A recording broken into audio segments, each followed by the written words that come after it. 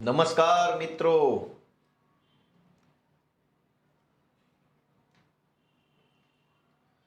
આજે 5મી જાન્યુઆરી અને 2026નો દિવસ સાંજના 6 વાગ્યા છે અને હું તમારી સમક્ષ ફેસબુક લાઈવના માધ્યમથી મળી રહ્યો છું. છેલ્લા ઘણા દિવસથી ગુજરાતમાં બગદાણાની અંદર બનેલી નવનીતભાઈને જે માર મારવામાં આવ્યો એ ઘટના ખૂબ ચર્ચામાં છે. સોશિયલ મીડિયા, ટીવી, સમાજ અને સરકાર આ બધા જ લોકો આ ઘટનાને લઈ ચર્ચા અને ચિંતા કરે છે.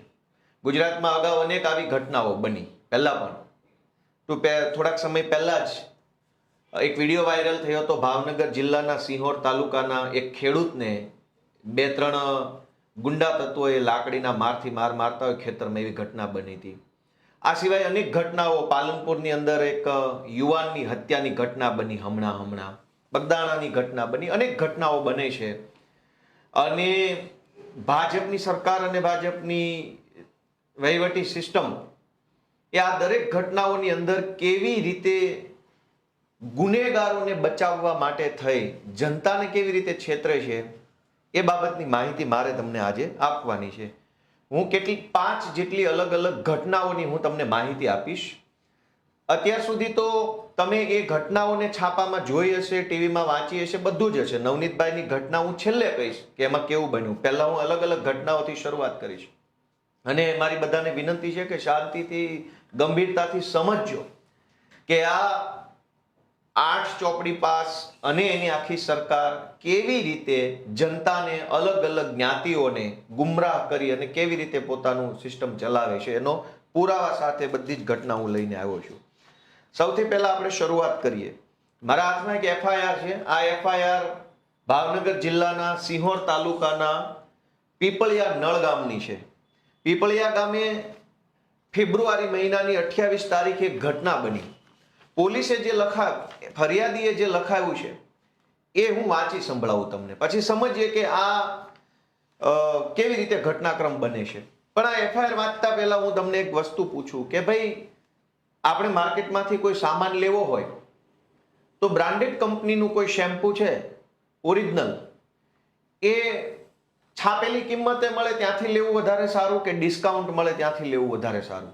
બ્રાન્ડેડ કંપનીનું શેમ્પુ તો કોઈ પણ માણસ એવું કહે કે ભાઈ ડિસ્કાઉન્ટ મળે ત્યાંથી જ લઈશું, બ્રાન્ડેડ કંપનીનું જ લેવું છે, 1000 રૂપિયા છાપેલી કિંમત છે અને મને 700 રૂપિયામાં ડિસ્કાઉન્ટ સાથે મળે તો હું ડિસ્કાઉન્ટમાંથી જ લઈશ. હવે ડિસ્કાઉન્ટમાં આપણે વસ્તુ લેવા જઈએ ત્યારે વળી એક નવો સવાલ છે કે ઓછું ડિસ્કાઉન્ટ મળે ત્યાંથી લેશો કે વધુ ડિસ્કાઉન્ટ મળે ત્યાંથી લેશો? તો કોઈ પણ સામાન્ય માણસ એવું બોલે કે ભાઈ વધુ ડિસ્કાઉન્ટ મળે ત્યાંથી જ માલ લેવાય ને. બ્રાન્ડેડ કંપનીનું શેમ્પુ 50% ડિસ્કાઉન્ટમાં મળતો હોય તો ત્યાંથી લઈશ અને 10% ડિસ્કાઉન્ટમાં મળતું હશે તો 10%માંથી લઈશ. જ્યાં વધુ ડિસ્કાઉન્ટ ત્યાંથી લઈશ, એ સ્વાભાવિક બાબત છે. ગુજરાતમાં ભાજપની સરકાર, ભાજપના નેતાઓ અને ભાજપની સાથે મળેલા કેટલાક ગળામાં પટ્ટો પહેરેલા પોલીસના અધિકારીઓ, આ ત્રણેય ભેગા મળી અને ગુજરાતની તમામ ઘટનાઓમાં આરોપીઓને ડિસ્કાઉન્ટ આપે છે. એ કેવી રીતે? એનો પહેલો દાખલો આપું હું આ સિંહોરની ઘટનામાંથી. સિંહોરમાં ફરિયાદી છે કલ્પેશભાઈ પોપટભાઈ વઘાસિયા. એનું રહેવાનું સરનામું એફઆઈઆરમાં એને લખાયું છે કે ભાવનગરની કોઈ શેરીમાં, કોઈ પ્લોટ નંબર, કોઈ મકાન નંબરમાં રહે છે અને એનું મૂળ વતન પીપળિયા ગામ છે. હવે એફઆઈઆર લખાવે છે. આપણે એક વખત એવું માની લઈએ કે અહીંયા એફઆઈઆરમાં જે લખ્યું છે એ જ સત્ય છે, બીજી કોઈ ઘટના બની નથી. તો એ લખાવે છે કે મારું નામ ફલાણું છે, ફલાણી તારીખના રોજ સવારે 10:30 વાગે હું મારા ગામમાં એટલે કે પીપળિયામાં પહોંચી ગયો. આશરે 11 વાગે હું અને મારા પપ્પા પોપટભાઈ લીંબાભાઈ વઘાસિયા બંને અમારે ખેતરે વાડીએ ગયા 11 વાગે, એટલે કે 28 તારીખ ફેબ્રુઆરી મહિનાના સવારે 11 વાગે આ ફરિયાદ લખાવનાર વ્યક્તિ અને એના પપ્પા વાડીએ ગયા. હું અને મારા પપ્પા ચાલીને જતા હતા. એમાં હું તેમની પાછળ આશરે 100 મીટર દૂર હતો એવું લખેલું છે. મેં હાઇલાઇટ કર્યું છે કે 100 મીટર દૂર, એટલે કે કલ્પેશભાઈ 100 મીટર પાછળ છે અને પોપટભાઈ 100 મીટર આગળ છે. 100 મીટર એટલે બધા સમજે છે કાંઈ નજર સામે દેખાય એટલું. ત્યારે મારા પિતા પોપટભાઈ આગળ ચાલીને જતા હતા.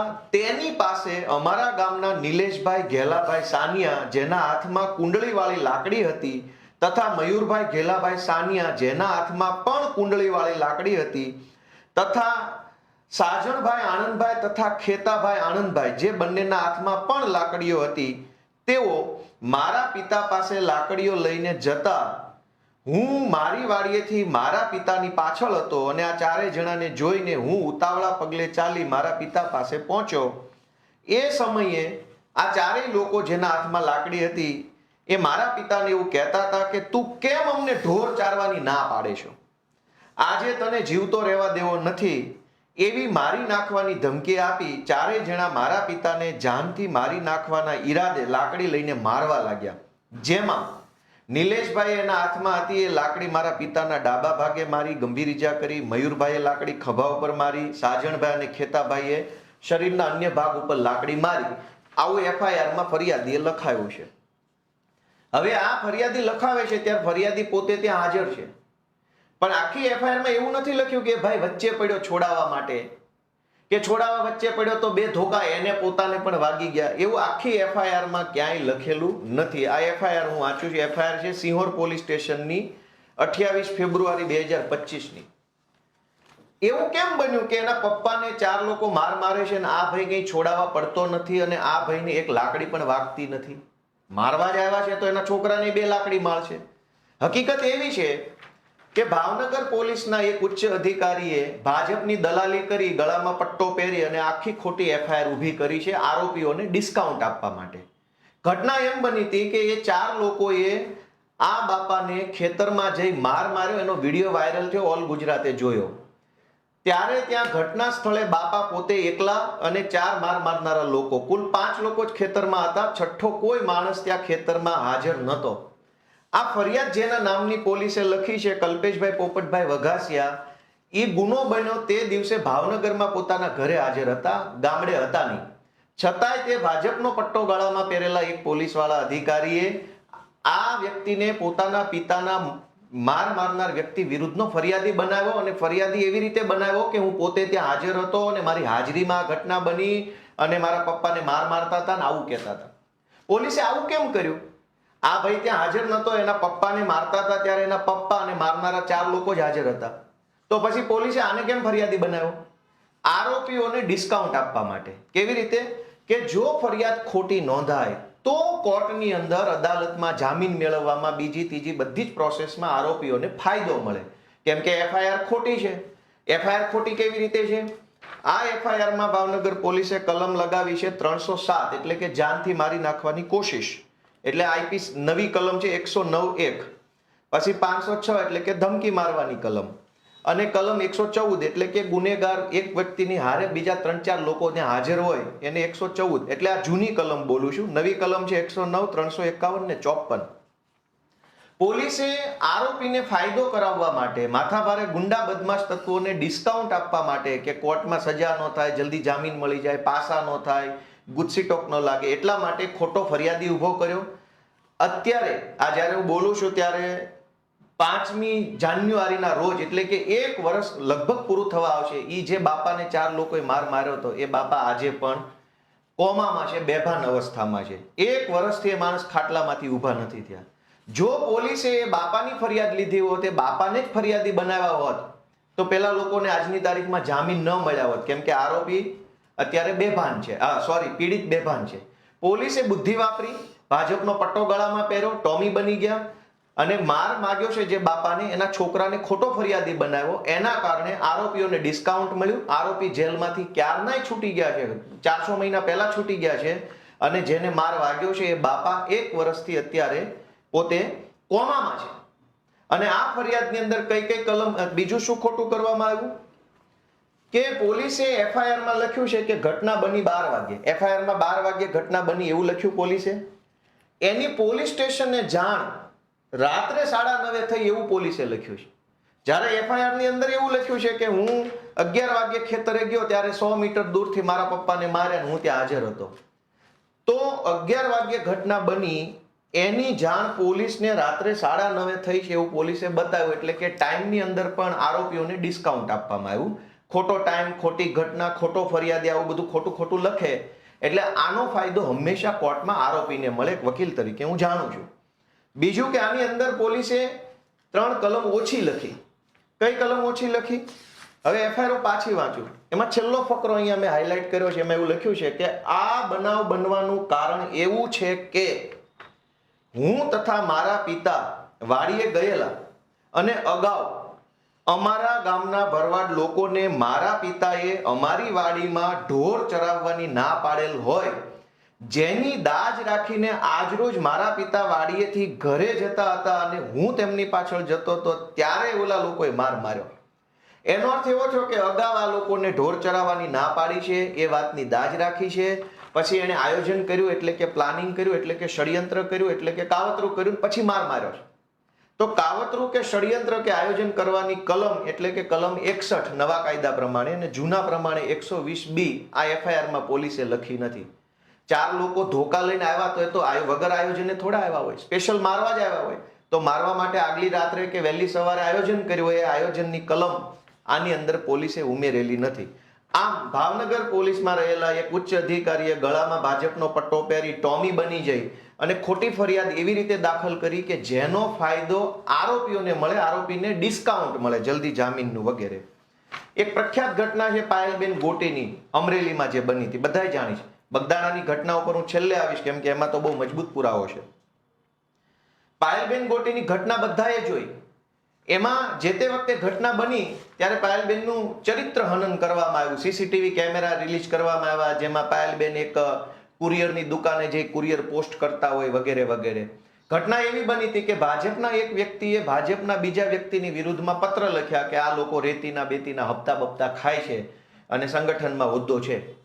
ત્યાર પછી ગળામાં પટ્ટો પહેરેલા અમરેલી પોલીસના એક અધિકારીએ ભાજપની દલાલી કરતા કરતા પાયલબેન ઉપર ખોટી એફઆઈઆર લખી. એફઆઈઆર લખ્યા પછી અડધી રાત્રે 12 વાગે એમને ઘરે જઈને એરેસ્ટ કરી લીધા. એરેસ્ટ કર્યા પછી કોર્ટમાંથી એમના રિમાન્ડ મેળવ્યા. રિમાન્ડ મેળવીને અમરેલીની બજારમાં એક દીકરીનું સરઘસ કાઢ્યું. આ ઘટના આખા ગુજરાતને ખબર છે. પછી શું થયું એ આ કાગળ ઉપર લખેલું છે. આ કાગળ જે છે એ તમે કદાચ કેમેરામાં જોઈ શકતા હો તો આ અમરેલી પોલીસના નૈના ગોરડિયા નામના ડીવાયએસપી ની સહી વાળું એક કાગળ છે. ડીવાયએસપી આમાં શું લખ્યું છે?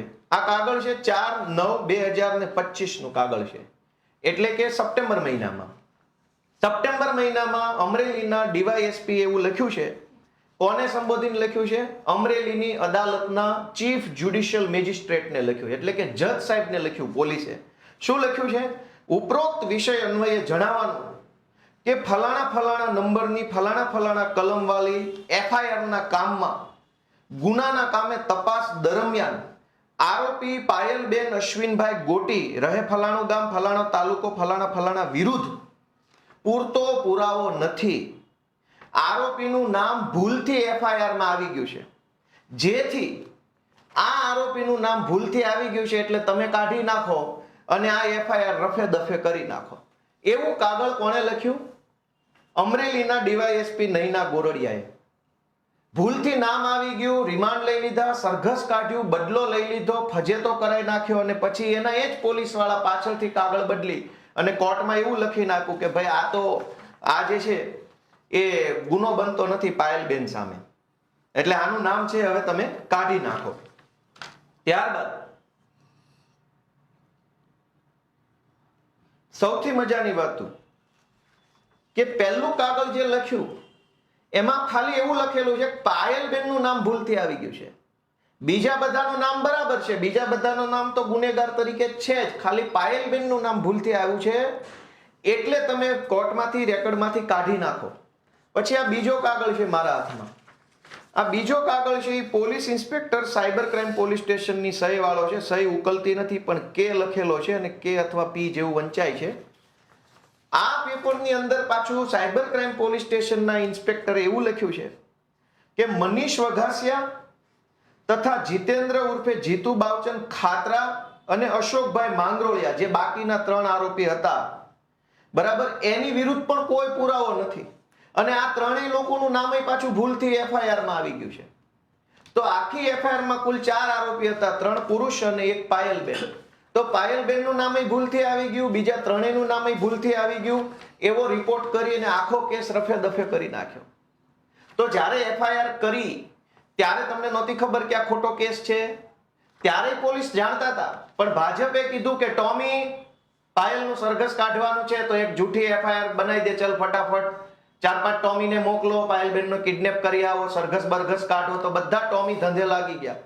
આજ આ બંને કાગળમાં 4 આરોપી વિરુદ્ધ પોલીસ પાસે કોઈ પુરાવો નથી, ભૂલથી નામ આવી ગયું છે, અમારી ભૂલ થઈ ગઈ છે, આવું પોલીસે ઓફિશિયલી લખી સહી સિક્કા કરીને આપ્યું છે. પાયલબેનનું નામ એ ભૂલથી આવી ગયું, બધાનું ભૂલથી આવી ગયું. તો એનો અર્થ એ નીકળ્યો કે કોઈએ ગુનો નથી કર્યો. યા તો તમે ખોટી એફઆઈઆર લખી, ખોટી રીતે સરઘસ કાઢ્યું, બદનામી કરી, બધાને ધંધે લગાડ્યા અને છેલ્લે હવે તમે આ ધંધો ચાલુ કર્યો છે. એનો અર્થ એ થયો કે પોલીસ આરોપીઓને ડિસ્કાઉન્ટ આપવાનું કામ કરે. તમે નિર્દોષ હશો તો તમને જેલમાં પૂરી દેવામાં આવશે. નવનીતભાઈ બગદાણાવાળાની વાત હું હજુ તમને છેલ્લે કરીશ. પાલનપુરની અંદર હમણાં એક હત્યાનો બનાવ બન્યો અને એક છોકરાની હત્યા થઈ ગઈ. હવે હત્યાની એફઆઈઆરની કોપી પણ મારી પાસે છે કે કેવી રીતે પોલીસ આરોપીઓને ડિસ્કાઉન્ટ આપવાનું કામ કરે છે. હર્ષ સંઘવીને આ બધી ટોળકી આખી લાગી છે કે દરેક ઘટનામાં આરોપીને ડિસ્કાઉન્ટ આપવામાં આવે છે. આ એફઆઈઆર મારા હાથમાં કોપી છે. પાલનપુરની અંદર હત્યા થઈ, એની હત્યાની અંદર મરનાર વ્યક્તિ જે છે એ નીતિનભાઈ નામના વ્યક્તિ છે. નીતિનભાઈ જુડાલ. નીતિનભાઈની હત્યા થઈ ચૂકી છે, એની આ એફઆઈઆર છે. એ એફઆઈઆર તમે જોશો તો ખબર પડશે કે આરોપીને ભાજપની પોલીસે કેવી રીતે ડિસ્કાઉન્ટ આપ્યું છે.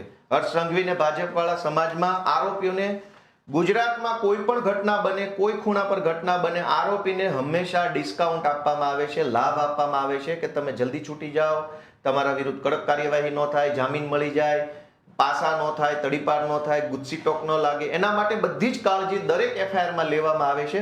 મેં તો ગુજરાતની મહત્વની 5 ઘટનાઓનું તમારું ધ્યાન દોરવું છે. એમાં છેલ્લે નવનીતભાઈની ઘટના કહીશ કે અત્યારે આપણે બધા ચર્ચા થઈ રહી છે, ન્યાય આપો, અને શું નવનીતભાઈની ઘટનામાં છે હું છેલ્લે તમને કહીશ.